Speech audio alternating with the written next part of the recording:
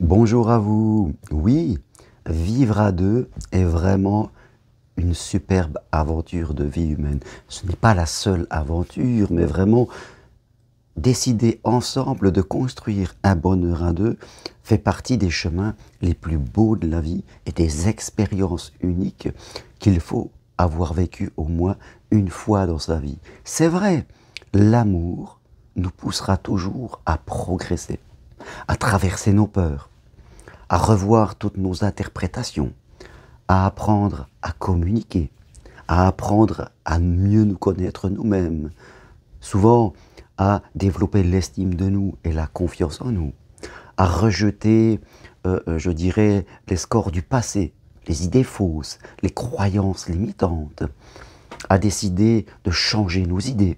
Voilà le chemin que nous apprend l'amour, le chemin que nous demande de suivre l'amour, l'amour de soi-même, l'amour de l'autre. Quel autre chemin est-il plus grand à suivre? Alors, bien sûr, c'est plus facile de rester dans ses peurs, c'est plus facile de faire marche arrière, de dire que j'en ai plus besoin, c'est plus facile de dire que c'est la faute de l'autre, que c'est la faute de la société, que l'amour ça ne marche pas, que tous les gens sont des menteurs. C'est toujours plus facile de se trouver des excuses pour ne rien faire, de se trouver des bénéfices secondaires à rester comme on est. Mais le chemin est plus grand, le chemin est plus beau quand on remet en cause ses idées. Quand on essaie pas à pas de vouloir traverser nos peurs, de vouloir traverser nos craintes et de s'apercevoir qu'elles n'existent pas dans notre tête. Certes, quelquefois nous avons vécu des histoires qui nous ont fait souffrir. Alors, il faut analyser l'histoire, voir peut-être qu'est-ce qu'on a fait, qu'est-ce qu'on aurait pu faire en communication.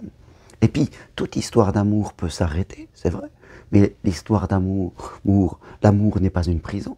On ne peut pas enfermer l'autre parce qu'on l'aime. Et peut-être l'autre ne nous aime plus, en tout cas il nous respecte, mais il ne nous aime plus et il a décidé de nous quitter pour vivre autre chose. Et c'est son droit. Comme c'est votre droit, de quitter quelqu'un. Vous ne pouvez pas critiquer l'autre parce qu'il vous quitte. Alors, vous pouvez le critiquer parce qu'il fait les choses d'une façon inélégante, ça, je vais bien vous l'accorder. Mais l'amour n'est pas une prison et vous avez le droit d'arrêter une histoire comme l'autre a le droit d'arrêter une histoire. Et peut-être que ce sera douloureux et qu'il faudra faire votre résilience avec le temps et qu'après vous pourrez renaître à une autre histoire en prenant le temps de mieux comprendre qu'est-ce qu'il s'est passé, parce qu'on a toujours des choses à apprendre. Mais croire que si quelqu'un vous quitte, que vous allez en faire une affaire personnelle, que vous allez critiquer, que vous allez envoyer des messages, ou alors que vous allez vous juger vous-même, que votre autosaboteur va se mettre en route et que vous allez vous trouver nul, que vous allez encore dire qu'on vous rejette, tout ça, c'est de l'interprétation. Ce n'est pas la vérité. Je veux dire, quand vous êtes ainsi, eh bien, vous êtes tombé dans votre ego, dans votre mental, vous êtes dans l'inconscience. Alors que l'amour nous poussera toujours à devenir un être conscient, que même si une histoire d'amour viendrait à s'arrêter, ça ne vous empêche pas d'exister. Vous devez rester dans votre intégrité, dans la valeur que vous vous donnez et continuer ce chemin pour aller vers autre chose. Parce que l'amour ne doit jamais vous quitter.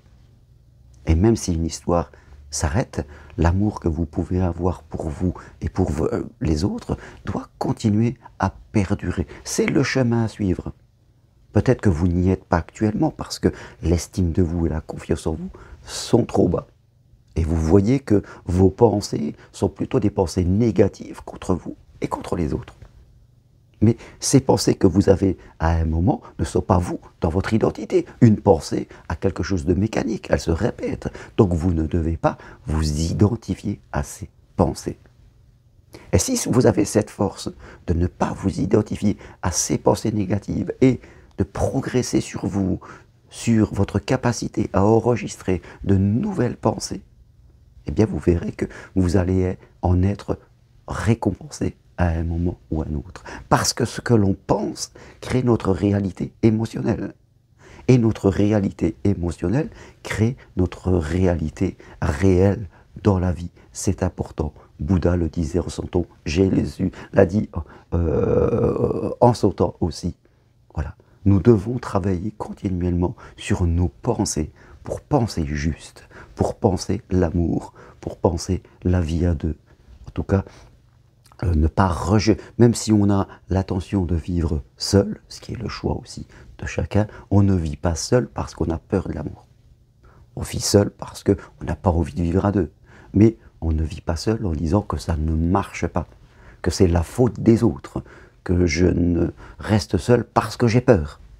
Tant que je reste dans cet ego, je suis inconscient et j'attirerai à moi que des situations problématiques. Quand j'évolue, quand je change de niveau de vibration, eh bien, ma vie change, tout simplement parce que j'ai changé.